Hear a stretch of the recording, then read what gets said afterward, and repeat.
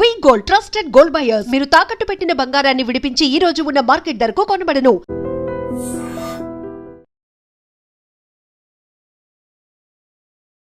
Hi hello నమస్తే welcome to I dream. నేను మీ శ్రావ్య. మనతో పాటు ఇప్పుడు GTA founder and chairman Vishweshwar Reddy గారు ఉన్నారు. నమస్తే సార్. నమస్తే అమ్మా. ఎలా ఉన్నారు? బాగున్నాం. How are you? I'm doing great sir. Thank you. Sir మనకి ఇప్పుడు కొత్త లా ఎన్ఫోర్స్మెంట్ వచ్చింది. 1811 క్లాసిఫైడ్ ఆఫీసర్స్ లో కొత్త లా ఎన్ఫోర్స్మెంట్ వచ్చింది. సో అది ఎలా వర్క్ అవుతుంది ఏంటి ఒకసారి చెప్తారా దాని గురించి? టిపికల్ గా యుఎస్సిఎస్ గైడ్ లైన్స్ ఇస్తుంది, యుఎస్సిఎస్ రూల్స్ మేక్ చేస్తుంది అనుకోండి. ఆ రూల్స్ లో ఏదైతే ఇంప్లిమెంట్ చేయడానికి లా ఎన్ఫోర్స్మెంట్ ఏజెన్సీస్ని యూజ్ చేస్తుంటుంది అన్నట్టు. అంటే ఎవరైతే ఇక్కడికి లీగల్గా ఇల్లీగల్గా వచ్చి కంట్రీ లోపల పనిచేస్తున్న వాళ్ళు ఉంటారు కదా, ఆర్ రిజైడ్ అవుతున్న వాళ్ళని, if they are doing legality or illegality అని మనకు తెలియదు కదా, వాటిని ఏరివేయాలంటే మనం తప్పకుండా లా ఎన్ఫోర్స్మెంట్ ఏజెన్సీస్ని వాడుకోవాల్సి ఉంటుంది. ఇంతకుముందు ఐస్ ఉంటుంది, ఇమిగ్రేషన్ కస్టమ్ ఎన్ఫోర్స్మెంట్, అంటే ఇప్పుడు కూడా ఉంది, బట్ ఐస్ కానీ మిగతా డిపార్ట్మెంట్స్ ఏదైనా ఉంటే వాళ్ళు పంపిస్తారు ఏజెంట్లు. దాని బదులు ఇంకా in addition to that they are using 1811 agents, special agents అనుకోండి. సో వీళ్ళు ఏంటంటే వీళ్ళు కూడా గ్రౌండ్లో ఎక్కడెక్కడైతే ఇమిగ్రేషన్ రూల్స్ని వయలేట్ చేస్తారో, whether it is legal are illegal, ఇల్లీగల్గా వచ్చి కంట్రీ లోపలికి వచ్చి ఓవర్ స్టే చేయడం కానీ అటువంటి ఏదైనా జరిగితే ఈ ఆఫీసర్స్ సైట్ ఆడిట్కి వెళ్తే లేకపోతే ఇన్స్పెక్షన్కి వెళ్తే అది ఎక్కడికైనా వెళ్ళొచ్చు. ఇప్పుడున్న కొత్త రూల్ ప్రకారం ఏంటంటే వాళ్ళు they can visit anywhere and they can find the people if they are there, then they will do proceedings. అంటే లా ఎన్ఫోర్స్మెంట్ చేసి తీసుకొచ్చి ప్రాసిక్యూట్ చేసి వారికి డిపోర్టేషన్ ఉంటే వాళ్ళని డిపోర్ట్ చేస్తారు. సో ఇది టిపికల్గా న్యూ యాక్ట్ జరుగుతుంది. సో అది ఎక్కువ అంటే మోర్ ఇంప్లిమెంటేషన్ చేయడానికి ట్రంప్ అడ్మినిస్ట్రేషన్ 2.0లో చాలా బ్రహ్మాండంగా ఎఫర్ట్ పెడుతున్నారు. సో ఎవ్రీ సెక్టర్లో కూడా, ఇప్పుడు మేము వాషింగ్టన్ డీసీలో ఉంటాం, వాషింగ్టన్ డీసీలో కూడా ఇప్పుడు ఫెడరల్ ఏజెంట్స్ కానీ సెక్యూరిటీ కానీ బాగా బీపప్ చేశారు. సో ఇక్కడ కూడా చాలా జరుగుతున్నాయి ఈవెంట్స్. ఎక్కడైనా ఇల్లీగల్ ఏలియన్స్ ఎవరైనా గోడ దునికి రావడం కానీ, ఇంకా వేరే ఏ నామ్స్తో వచ్చినా కూడా టన్నల్ నుంచి రావడం కానీ, మెక్సికో బార్డర్స్ ఉంటాయి కదా, ఆర్ కెనడా బార్డర్స్ నుంచి, ఎందుకంటే ల్యాండ్ బార్డర్స్ ఈ రెండు కంట్రీస్కే ఉన్నాయి మేజర్గా పెద్దగా. So land distance wise, so వీటి నుంచి లోపలికి డిఫరెంట్ నామ్స్ ఆఫ్ ట్రాన్స్పోర్టేషన్ ద్వారా వస్తారు.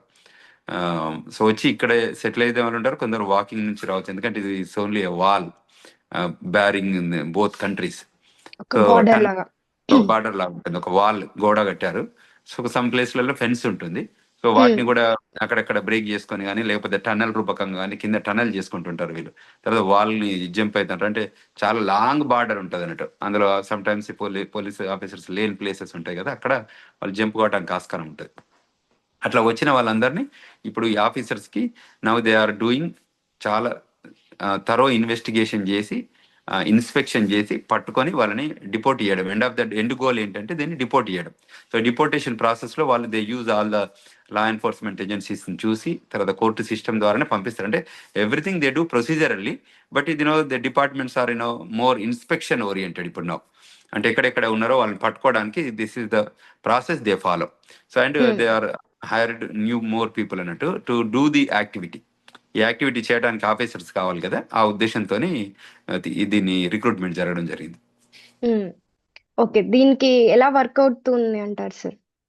అంటే టిపికల్ ఏంటంటే వీళ్ళు ఎక్కడైతే ఇప్పుడు రెస్టారెంట్లో కానీ, గ్యాస్ స్టేషన్లో కానీ, గ్రాసరీ స్టోర్లో కానీ, లేకపోతే కంపెనీస్లలో కానీ వాళ్ళు ఎక్కడైనా ఉండొచ్చు, వాళ్ళు పనిచేస్తూ ఉండొచ్చు, లీగల్ ఇల్లీగల్ కానీ ఏదైనా వాళ్ళు వెరిఫై చేస్తారు. అంటే ఇప్పుడు లీగాలిటీ ఉంటే అది wherever you name it, because this is an immigrant country కదమ్మా.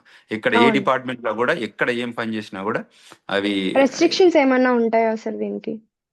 రెస్ట్రిక్షన్స్ ఏముండే, ఎవరున్నా కూడా పట్టుకోవడం అంతే. వాటిని తప్పకుండా ఐడెంటిఫై చేస్తారు, వెరిఫై చేస్తారు. అంటే డాక్యుమెంటెడ్ వర్కర్స్ అంటారు ఇక్కడ. టిపికల్ గా ఏంటంటే ఎవరైనా కూడా నాన్ ఇమిగ్రెంట్ ఏలియన్స్ అందరూ they have to hold the documentation. వాళ్ళ ఇమిగ్రేషన్ స్టేటస్ కి చూపించే డాక్యుమెంటేషన్ చూపియాలి. అడిగితే ఒక ఫెడరల్ ఆఫీసర్ వచ్చి can you please show your immigration status అంటే తప్పకుండా ఆ స్టేటస్ ని చూపియాలి. చూపించకపోతే then they will arrest and they will take you to the justice and judge will law enforcement నుంచి తీసుకొచ్చి ప్రాసిక్యూషన్ చేపిస్తారు. ప్రాసిక్యూషన్లో ఒకవేళ ఎవిడెన్స్ వాళ్ళు ఫేక్ అని తెలిస్తే జడ్జ్ ఏం చేస్తారంటే డిపోర్టేషన్ ప్రొసీడింగ్స్ను ఆర్డర్ చేస్తారు. ఓకే. మళ్ళీ వాళ్ళకి ఇంకా ఎంట్రన్స్ ఉండదా సార్?